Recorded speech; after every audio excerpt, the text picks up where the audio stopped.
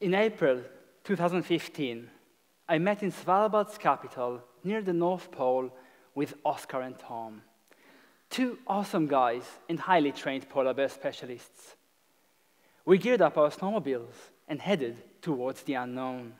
It was minus 30 degrees centigrade.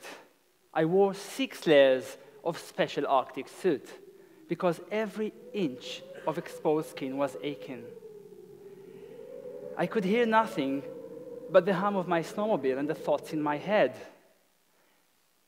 Is this still Earth? Is this real? It felt like I'm on another planet.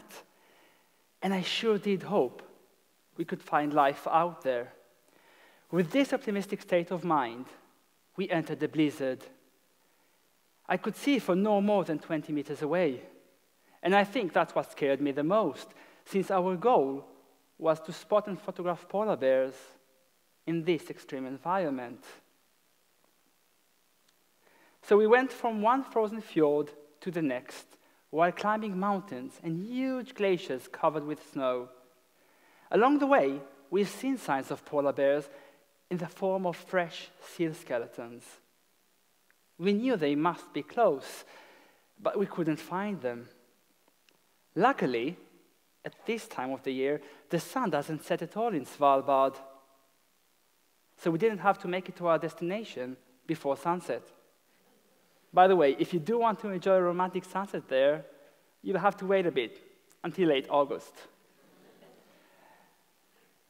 Later that sunny night, we have finally reached the abandoned Russian town of Pyramiden, our base for this expedition. After a good night's sleep, we finally woke up and continued our search. Now, polar bears are hard to find in the snowy white landscapes, since the bears are, well, they're white. So it took us some time, and we finally found them. A big mama bear and her 2 adorable young cubs, only 4 months old. They were sleeping, and we approached slowly and carefully. We waited for hours until they finally woke up. And it was quite a sight. Although I've seen many polar bears before that, I have never been so close to them on land. My heart was pounding. The naughty little cubs started moving around vigorously, waking up their sleeping mom. I guess the cub felt a little guilty for that, but you just can't be mad with such a sweet little thing. As I was photographing the young cubs, I noticed the mother leaned back and did this kind of motion with her chest. The little baby bears climbed on top of her and started breastfeeding. I swear, I was so emotional, a tear rolled down my cheek. So I did what any wildlife photographer would do. I broke the frozen tear off, threw it away, and continued shooting. I'm a wildlife photographer. My mission is to bring these stories and moments to you. I travel all over the world, photographing and documenting wildlife in their natural habitat. And today I'll share 3 of those stories with you. In 2012, I traveled to Svalbard for the first time. Svalbard is a Norwegian archipelago located about 2,000 kilometers north of Norway and as close to the North Pole as you could imagine. It is known as the realm of polar bears. Meeting them there was the beginning of our romance. Too bad they were seen from far away. In 2014, I returned to Svalbard to take better and hopefully closer images. But this time was different. I could see the change. Although I have been there at the same time of the year, ice had receded. Polar bears rely on sea ice to hunt, and the bears we saw were thinner this time. The guide on the boat talked about global warming and said, "The glacier you're looking at 3 kilometers away, that glacier has covered where we are standing right now just 20 years ago." Up until that point, wildlife photography was mostly about fun and adventure, but in that moment, I realized there's a bigger picture here. Melting sea ice and climate change has a dramatic effect on polar bears. Scientists believe that polar bears would become extinct by the end of this century, and that 75% of them will disappear by 2050. Maybe even sooner. I wanted to make everyone fall in love with the Arctic and its inhabitants. I wanted to make a change in how we treat the Arctic. And for this, I partnered up with the specialists behind the BBC's Planet Earth and Frozen Planet.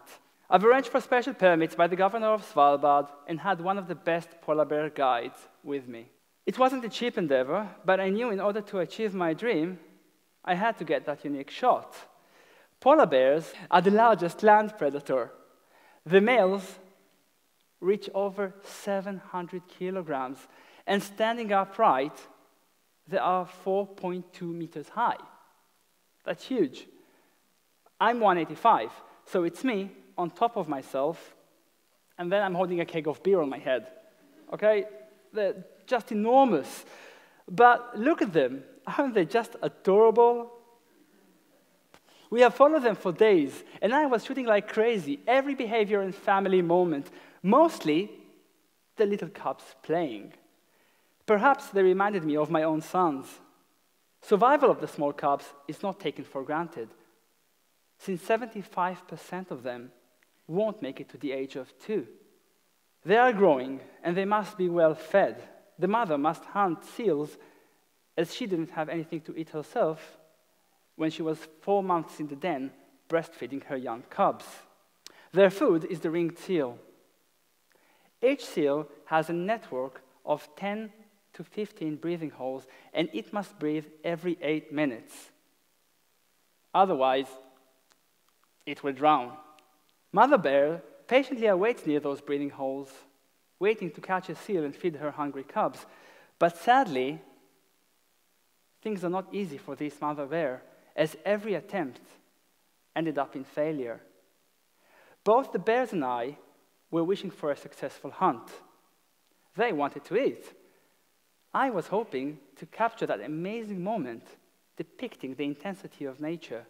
When I shared my wish with Oscar, my guide, he had discouraged me and said, well, we can do that, but the chances are 0%, since no one has ever photographed a polar bear hunting a seal before. Talk about demotivation, but I thought that's one more reason to go for it. So we located ourselves in front of the polar bear mother, and we had to be patient because things never happen when I want them to happen. Instead, things happen when they need to happen. And this is what it looked like. I was on my knees, and my camera is on a tripod in front of me. I'm aiming my camera towards the polar bear, everything's set, and my finger is on the shutter. I can't move because movement will condense the snow and transmit the sound through the ice and through the water. When the seal will hear it, it will go to the next breathing holes. Not only will I miss my shot, but more importantly, the mother and cubs won't eat after months of starvation.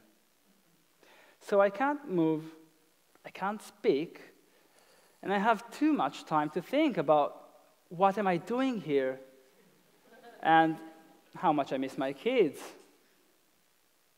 So the hours turned into days, and the only thing I'm allowed to do is stretch like this. I felt like I would imagine the polar bear felt. We were both vigilant and ready for action.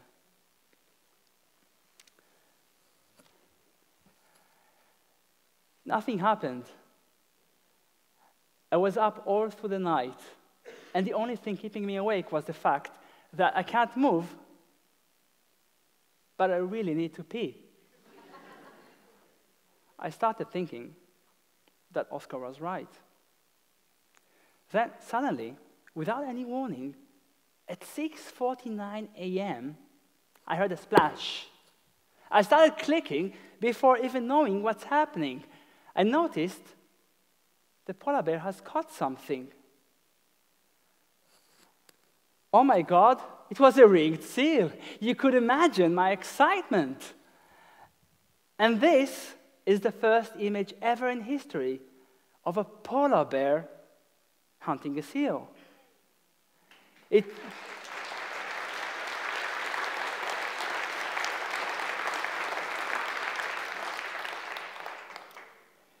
This story has made ripples that turned into waves until it became a tsunami. It's been featured in countless platforms all over the world and reached everywhere. Thanks to this unique image, we got the message of polar bears' struggle for survival everywhere. And I felt more can be done. To further spread my story of polar bears, I joined Greenpeace and became their ambassador to the North Pole. I met with government officials in Norway, discussing their oil and gas policy in the Arctic Ocean.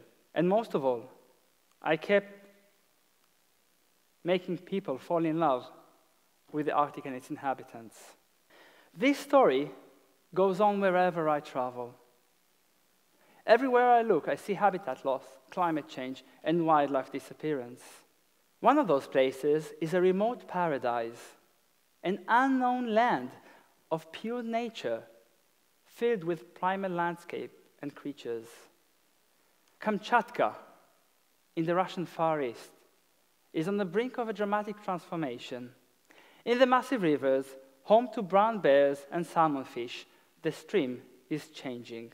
Salmon numbers are decreasing due to illegal fishing and river pollution. If this trend continues, the bears will suffer more. Before entering winter's hibernation, the bears are in a state of hyperphagia, meaning they are always hungry. But now their food, salmon fish, is decreasing, and if this trend continues, the bears will suffer more. With that thought in mind, I traveled by helicopter to Lake Kuril in southern Kamchatka, where I photographed dozens of bears in intimate moments as they fight for the best spots in the stream, as they charge at salmon, when mothers feed their young cubs and protecting them from other males, and mostly the entire enchanting atmosphere of Kamchatka. Thanks to these unique images, who have been featured in countless platforms and reaching millions of people around the world who have never even heard about Kamchatka before that, we got the message of their survival everywhere. And I have one last story for you today. Its hero is one of my favorite animals in the world, who's on the path to extinction, the cheetah. Just a century ago, there were 140,000 cheetahs in the world, and today there are only about 7,000. Once, they roamed all through Africa and the Middle East. Now, except for a small population of 82 in Iran, they can't be found anywhere out of Africa. This is mostly due to hunting and increasing droughts. In Tanzania, the rain comes later and later every year, affecting migration patterns and mother cheetah's ability to hunt young wildebeest.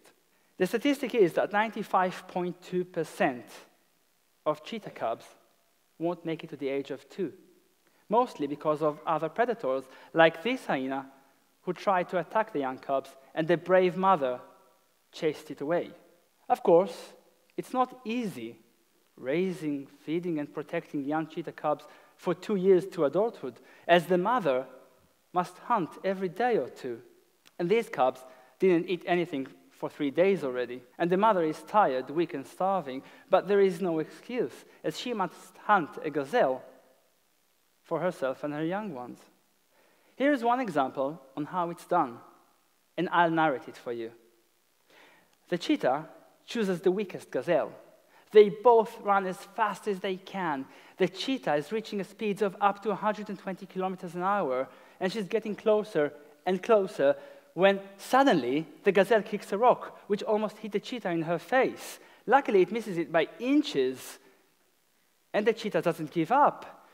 She is catching up with the gazelle, and with her paw, knocking her over. Here it's almost done, but the gazelle is fighting for her life, and the cheetah as well. The gazelle is fighting back, kicking the cheetah in the jaw. It took the cheetah a couple of moments to recover, but the chase continues. This is the first battle, until finally the cheetah gets a firm grip, then comes a quick twist, and it's all over. This image was chosen to represent the struggle of these big African cats in the savannah. Yeah, it won awards and been featured in countless magazines and TV shows, but more importantly, this is a great way to convey the message of cheetah's struggle for survival everywhere. With the best mothers, these 4 young, adorable cubs enjoying the sunset in the savannah can grow to be these 4 fully grown cubs enjoying a licking party in the rains of the Serengeti. These stories go on wherever I travel, and everywhere it's very emotional. Wild animals are always fascinating. Sometimes they're adorable. Sometimes they are funny. Sometimes they're mysterious. Sometimes they are divine. And sometimes they are almost human. With my photos, I am trying to be their ambassador, to be their voice. My camera is a tool for me to bring the viewers with me on wonderful adventures and intimate encounters. I wish we will all see, then fall in love, and then protect these precious lives by preserving our planet. It is not too late. I believe in a future where wildlife exists. A future where my own 4 little boys can grow up and have a chance to meet these wonderful creatures in person, in the wild. Thank you.